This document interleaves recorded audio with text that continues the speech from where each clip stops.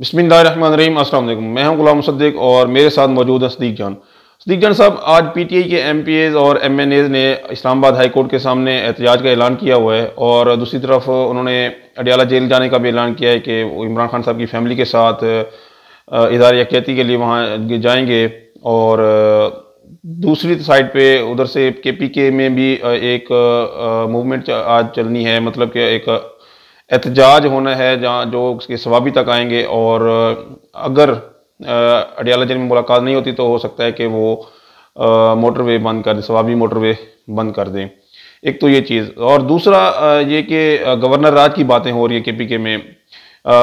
वज़ीर कानून आज़म नज़ीर तारड़ साहब ने आज कौमी असम्बली में खिताब में कहा कि जी खारिज अज़ इम्कान नहीं है, मतलब कि कोई मार्शल लॉ नहीं है, आइन के तहत अगर गवर्नर राज की ज़रूरत पड़े तो लगाया जा सकता है। तो आपके पास क्या इन्फॉर्मेशन है और क्या ये गवर्नर राज लगाया जा सकता है या नहीं? गवर्नर राज ऐसे ही है कि जैसे तलाक है तो सही इस्लाम में, लेकिन एक नापसंदीदा अमल के तौर पर उसको देखा जाता है। तो गवर्नर राज भी इसी तरह का आइन के अंदर है तो सही, लेकिन एक नापसंदीदा अमल के तौर पर इसको देखा जाता है। तो मैं आपको बताऊं, असद चौधरी साहब के परसों रात को यानी हफ्ते और इतवार की दरमियानी रात, नहीं इतवार और सोमवार की दरमियानी रात हमारी बड़ी तवील नशिस्त हुई सीएम केपी के साथ, और हमने उनको बहुत ग्रिल किया, बहुत पूछा। पहला तो उनका ख्याल ये था कि ये सिर्फ हमें डराने के लिए है, और दूसरा हमने ये देखा कि शाहिद खट्टक साहब का भी बड़ा सख्त ट्वीट, शफकत अयाज साहब के आप बयानात देख लें, लेकिन शफी जान साहब के आप बयानात देख लें, और खुर्रम ज़ीशान हो, इरफान सलीम हो, जुनैद अकबर साहब हो, इन सारों के आप बयानात देख लें। लेकिन दूसरी तरफ आप देखें कि दूसरी तरफ जो सुहेल अफरीदी साहब हैं, वो ये कहते हैं कि मैं तो दुआ कर रहा हूँ कि रह गवर्नर राज। वो कहते हैं कि ये इस निज़ाम के ताबूत में आखिरी कील होगा, और वो कहते हैं ये इस निज़ाम की आखिरी चाल होगी और आखिरी गलती होगी। वो कहते हैं कि जो भी वो, उनका ये ख्याल है कि केपी में सर्वे करवाए गए और उन सर्वे रिपोर्ट्स, वो सर्वे जो रिपोर्ट्स हैं वो ये गई हैं जो बनाने वाले हैं उनके पास, सर्वे करवाने वालों के पास, कि कोई एजिटेशन नहीं होगी। वो कहते हैं अल्लाह करे कि वो इसी बात पे रहें कि कोई एजिटेशन नहीं होगी, लगा दो गवर्नर राज। तो वो कहते हैं लगाएं गवर्नर राज तो लग पता जाएगा।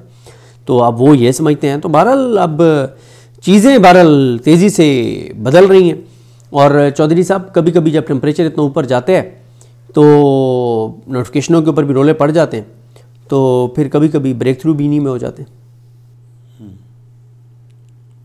और जो शतरंज की वो जो आपने अभी बताया भी, हाँ। अच्छा, एक और बड़ी वो चीज़ हुई है केपीके की असम्बली में, मैंने देखा कि मुतफ़िका करारदादें हैं। एक तो सूबा हज़ारा के लिए करारदाद आ गई और मुतफ़िका तौर पे मंजूर हो गई। फिर जुल्फ़िकार अली भुट्टो को शहीद करार देने से मुतल्लिक पीपल्स पार्टी की करारदाद जो है वो मुतफ़िका तौर पे मंजूर हो गई।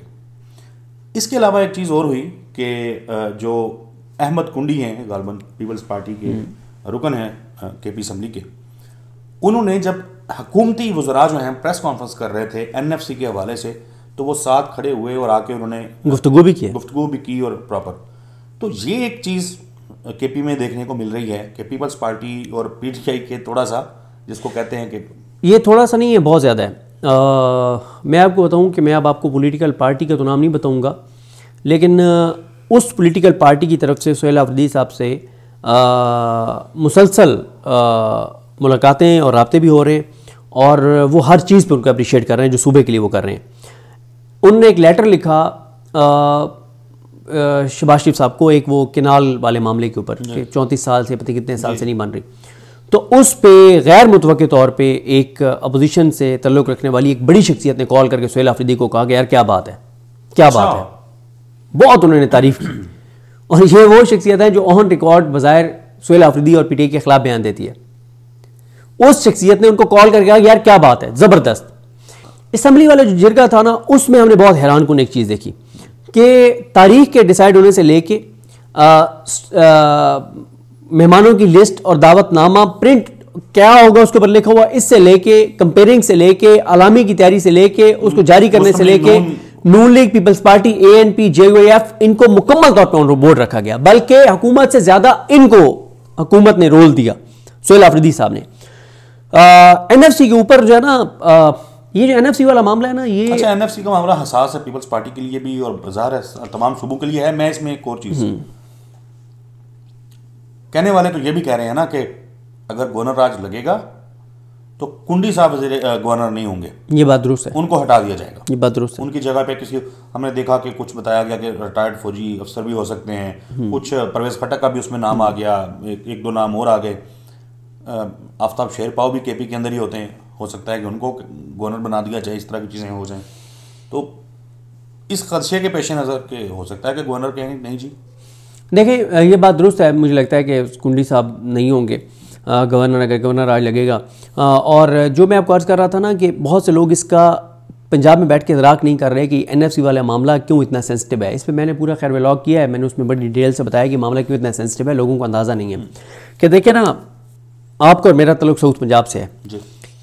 اگر ساؤتھ پنجاب کا کوئی نون لیگ کا بھی MNA یا MPA سنسیئرٹی کے ساتھ کھڑا ہو جاتا ہے اور PTI کے دور میں کھڑا ہو جاتا, اور ہماری ہمدردیاں اگر PTI کے ساتھ بھی ہوتی, لیکن وہ نون لیگ کا MNA یا MPA سنسیئرٹی کے ساتھ, سیاست کے لیے نہیں, سنسیئرٹی کے ساتھ وہ کہتا کہ ساؤتھ پنجاب اس حوالے سے ہمارا یہ رائٹ بنتا ہے ساؤتھ پنجاب کا, اور یہ دیا جائے. چاہے صاحب بطور جنوبی پنجاب کے رہنے والے آپ اور میں بھی ان کو سپورٹ کرتے ہیں کہ یار بات تو ٹھیک کر رہا ہے. کہ ہمارے یہاں پہ آپ دیکھیں نا, بلوچستان میں آپ کو نظر آئے گا کہ وہاں پہ آپ کو زیادہ سرائکی اور جنوبی پنجاب کے لوگ آپ کو نظر آئیں گے جو مزدوری کرنے کے لیے جاتے ہیں. آئے روز وہاں سے ڈیڈ باڈیز آتی ہیں جو دہشت گرد ان کی جانیں لیتے ہیں. پھر آپ کہیں پہ بھی پاکستان میں چلے جائیں جہاں پہ لوگ مزدوری کرتے ہوئے نظر آ رہے ہوتے ہیں, آپ کو ساؤتھ پنجاب کے لوگ نظر آئیں گے یا پٹھان نظر آئیں گے. اسلام آباد میں بھی آپ کو محنت مزدوری کرنے والے, اور میں اس بات کی جب ذکر کرتا ہوں تو ساتھ یہ وضاحت ضرور کرتا ہوں کہ کہیں یہ کلپ لوگ لگا دیتے ہیں نا کہ یہ محنت کر کے اور روزی کمانے والے اللہ تعالیٰ کے پسندیدہ لوگوں میں سے ہیں, ٹھیک ہے. اور میں یہ بھی بتاتا ہوتا ہوں کہ نبی کریم صلی اللہ علیہ وسلم کی حدیث کا مفہوم کہ نبی کریم صلی اللہ علیہ وسلم نے ایک شخص کو نے ہاتھ ملایا نبی کریم صلی اللہ علیہ وسلم سے, نبی کریم صلی اللہ علیہ وسلم نے اس کے ہاتھ کے دیکھا نشانات تھے, چھالے تھے, تو آپ نے پوچھا کہ کیوں ہیں, انہوں نے کہا کہ میں مزدوری کرتا ہوں, سخت کام کرتا ہوں, اس لیے. تو نبی کریم صلی اللہ علیہ وسلم نے بوسہ دیا ہاتھ کو. تو یعنی اتنا اس کا وہ ہے. تو بات یہ ہے کہ کیوں جنوبی پنجاب اور KP کے لوگ زیادہ آپ کو یہاں پہ مزدوری کرتے ہوئے نظر آتے ہیں.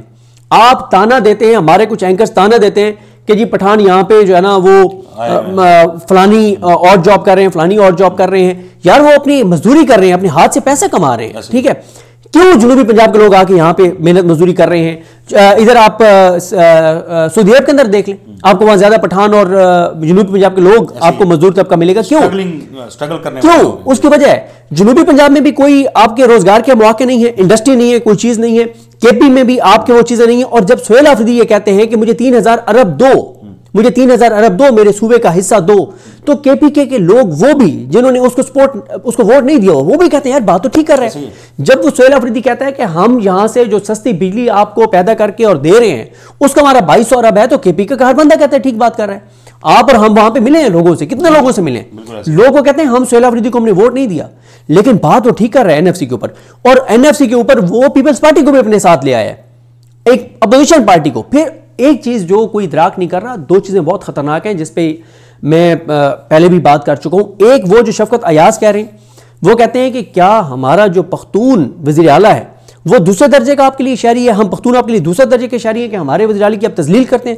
پنجاب پولیس کے معمولی اہلکار اس کو وہاں پہ روک لیتے ہیں, وہ ساری رات سڑک پہ سردی میں بیٹھا رہتا ہے, اور اس کا پاسپورٹ آپ نے بلاک کیا ہوا ہے. ایک صوبے کی وزیر اعلیٰ کو آپ نے ایئر فورس کا جہاز دیا ہوا ہے. ایک یہ بہت خطرناک ہے کہ وہ دراصل پختونوں کو حکومت کہتی ہے اشتعال دلا رہے ہیں. دوسرا PTI کہتی ہے کہ ہم ان کو انفارم کر رہے ہیں, ہم کو ریئلائز کرا رہے ہیں کہ بھائی ہمارے ساتھ کیا ہو رہا ہے پختونوں کے ساتھ. دوسرا جو خطرناک ہے وہ جب پختونوں کو یہ کہتے ہیں کہ بھائی ہم دہشت گردی سے متاثر ہو رہے ہیں اور فیصلے اسلام آباد کر رہے ہیں, اور اس کا نتیجہ ہم ادھر بھگت رہے ہیں, دہشت گردی کی صورت میں جانیں ہماری جا رہے ہیں. یہ بھی بہت خطرناک ہے وفاق کے لیے, ٹھیک ہے. تیسرا جو ہے نا NFC والا ہے. NFC کے اوپر اس نے جو اسٹوڈنٹس کے اندر ڈیبیٹ شروع کروا دیا ہے, یونیورسٹیز کے اندر ڈیبیٹ شروع کروا دیا ہے. آسمہ شرازی صاحبہ نے کل اپنے بلاگ کے اینڈ میں کہا کہ میری یہ اطلاع ہے کہ سہیل آفریدی جب سے آئے ہیں تو یونیورسٹیز کے اندر ISF اور اسٹوڈنٹس کو بہت چارج کیا جا رہا ہے. یہ چیز بہت بہت وفاق کے لیے ڈینجرس ہے.